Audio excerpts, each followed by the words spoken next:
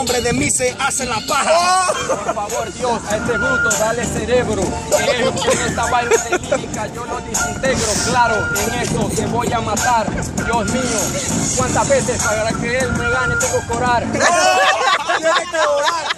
¿Viste cómo lo hago? Por favor, quítate la antifaz. Vuelvo y te lo repito porque tú no sabes orar, porque maldito parece que te culió ya Satanás.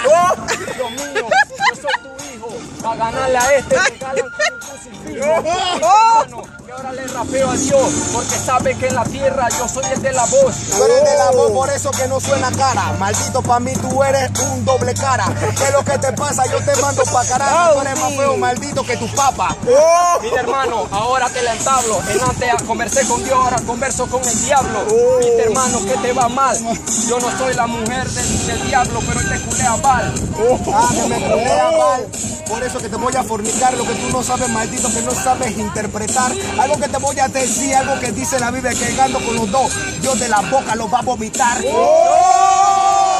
Claro, y que no te quepa duda. Hay tantos falsos, hay tantos judas. Viste, tienes que ser más demente. Cuidado, que atrás de tu culo se están metiendo las serpientes. ¿Viste cómo lo hago? Por eso que impertinente. Hermano, ¿qué te pasa? Llegó el toque de queda. Tú vendas cualquiera de nosotros por un par de monedas. Un par de monedas. Y eso está cool. Un par de monedas lo que te quieres ganar en la Red Bull.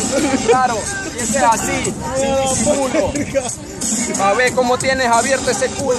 Solo habla de culo, te meto el filo. Tú ganas la Red Bull pero modelando en hilo. ¿Viste cómo lo hago? Por eso que yo te mato cuando me gane la Red Bull. Como esperaste a los dos sobacos. Ay, ya,